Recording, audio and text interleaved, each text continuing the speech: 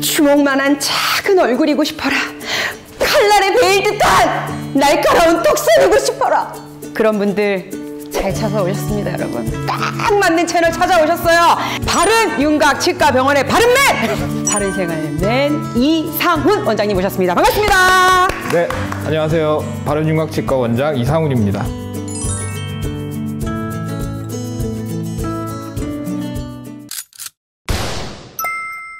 자, 이름이 뭐예요? 여기가 바른윤곽치과병원이에요.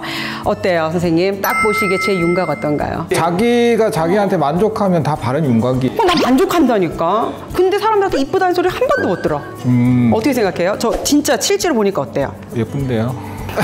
편하게 방송합시다. 네. 자, 이렇게 양악하면요, 사실 굉장히 어렵게 생각하거든요. 무섭다, 어렵다, 위험한 수술 아니야, 이런 게 있는데, 그래도 양악이 꼭 필요한 사람이 있을 거 아니에요. 근데 사실 그 얘기 하기 전에 얼굴에서 하는 수술 중에 제일 큰 수술이긴 한데 위험하고 죽는 수술 그런 건 아니다. 그 얘기를 좀 해드리고 싶었어요. 근데 해도 안 믿어. 또 연예인들이 난 이 이미지가 너무 싫다 해서 뭐 양악을 했는데 오히려 방송 출연을 못하는 경우도 있고 막 눈물을 쏟고 막 이러다 보니까 사람들이 양악은 잘못하면 얼굴 망쳐. 사실은 어떻게 보면은 뭐 주걱턱이나 그렇죠. 무턱이나 비대칭이나 치아의 교합, 그러니까 이가 물리는 게 안 좋단 말이에요. 그러니까 남들은 이렇게 위아래가 딱딱 물리는데 그런 분들은 턱이 나오거나 턱이 너무 들어가거나 턱이 옆으로 틀어지거나 이러면서 치아가 제대로 안 물리는 사람들이에요. 발음도 안 되고. 그런 분들이 기능적으로 개선하기 위해서 양악을 하는 건데 외모에만 집중해서 미용 쪽으로만 얘기하시니까 그게 사실 문제가 된 거고. 근데 그게 결과가 너무 엄청나다 보니까 사람들이 그 외에 여러 가지 환상도 가지고 있고 그렇지. 과도한 어떤 불안감도 가지고 있고 그런 것 같아요. 근데 중요한 건 내가 수술을 하고 나서 어떤 모습으로 변하는지에 대한 궁금증이 있잖아요. 그렇죠. 네. 그래서 옆모습이 어떻게 변하는지는 예전부터 이렇게 시뮬레이션을 해서 보여드릴 수가 있었어요. 근데 이제 옆모습만 보니까 그건 평면이잖아요. 그렇죠. 최근에는 이제 3차원 기술이 많이 발달돼서 3차원적인 모습도 해볼 수는 있어요. 근데 이게 어려운 게 보통 양악 수술 이런 것들은 자기의 뼈를 움직이는 수술이잖아요. 뼈를 뭐 예를 들어서 한 10cm 움직였을 때 살이 10cm 들어갈 거냐 하는 거는 사람마다 다른 거예요.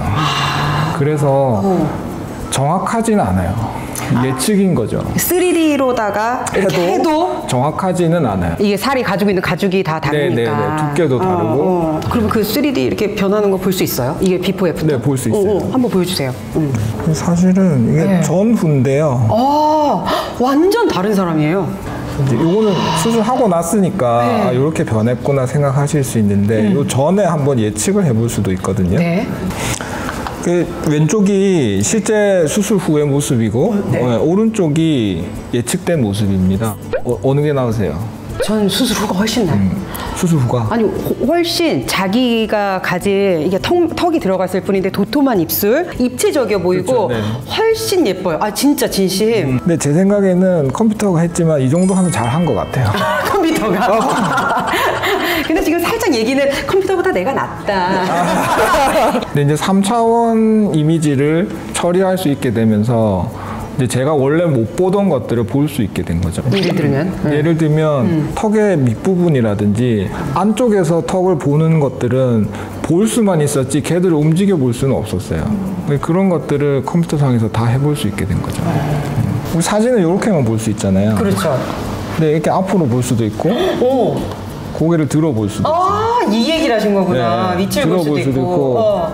살을 같이 볼 수도 있고 뼈만 볼 수도 있어요. 뼈만 볼 수도 있고. 그리고 이 뼈는 이렇게 제가 수술할 부위를 미리 이렇게 잘라 볼 수도 있어요.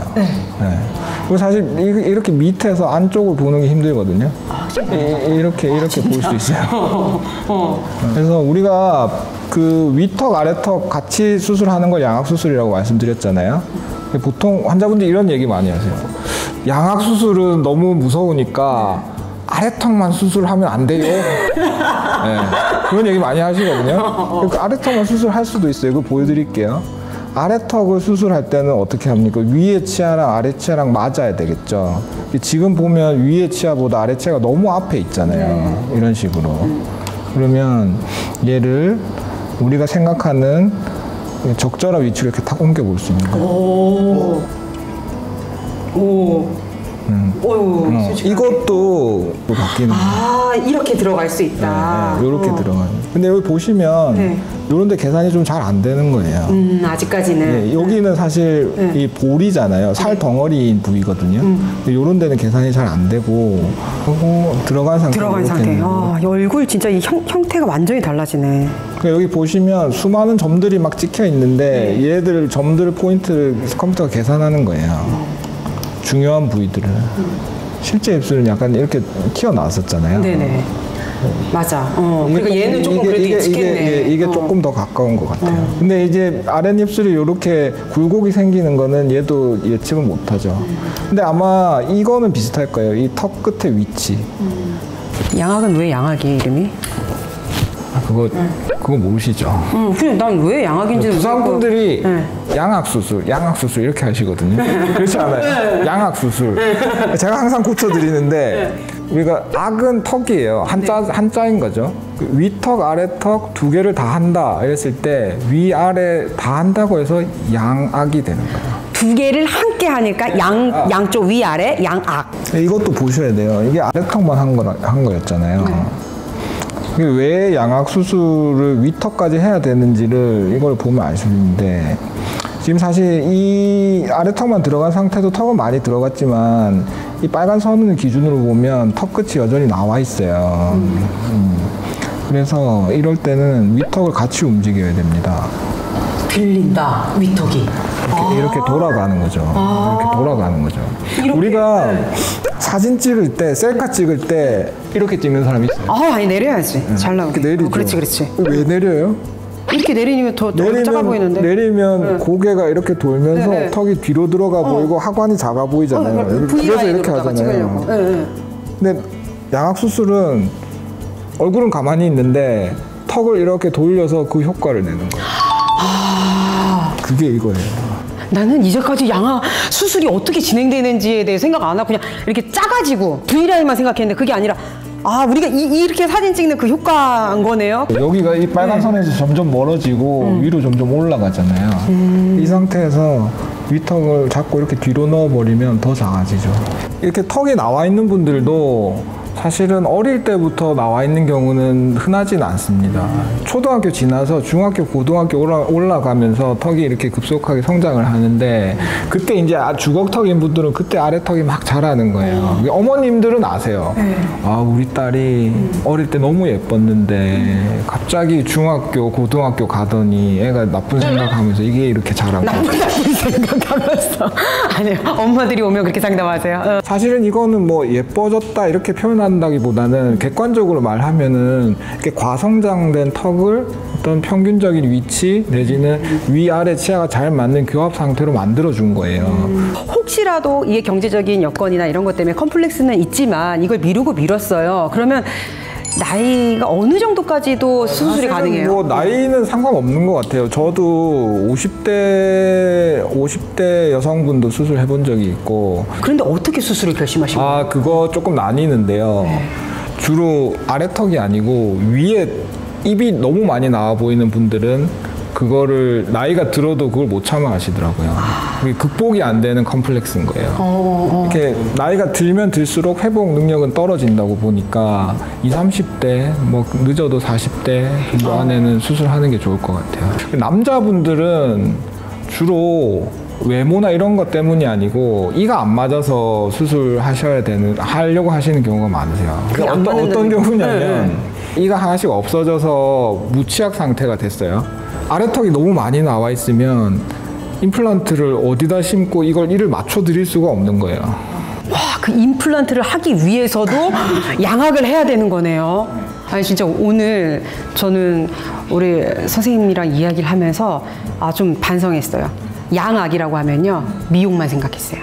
정리하면 이런 거예요. 되게 간단한데 전후방적인 문제가 있을 때 그걸 해결할 수 있는 다른 방법이 없어요. 그래서 그런 분들은 뭐 나이가 젊건 뭐 그분이 잘생겼건 못생겼건 그런 거랑 상관없이 기능적인 회복을 위해서 할 수밖에 없는 거예요. 우리 이 유튜브 채널에 들어와서 지금 이 방송을 보고 계시는 분들이라면 양악에 대해서 고민하시는 분들이 대다수일 거란 말이에요. 네. 그 분들에게 한 말씀 해주세요. 혼자 고민하지 마십시오. 혼자 고민해서는 알 수가 없어요. 카페나 이런 데 들어가셔도 정보를 많이 얻을 수 있는데 본인한테 딱 맞는 정보를 얻으실 수가 없어요. 그냥 가까이 있는 구강외과 선생님 찾아가셔서 그렇게 상담하시는 게 어떤 노력 대비 더 많은 결과를 얻으실 수 있습니다. 그래요. 일단은 혼자 고민하지 말고 내 뼈 나도 몰라 와가지고 찍어보고 이상훈 원장님 찾아오시라고요. 여러분 아셨죠? 구독 좋아요 눌러주세요. 얼른 해야지. 구독자 이거 어떻게 할 거야? 구독, 좋아요. 할 수 있어. 할 수 있어. 구독, 좋아요. 먹고 살기 힘들어. 먹고 살기 힘들어요. 네.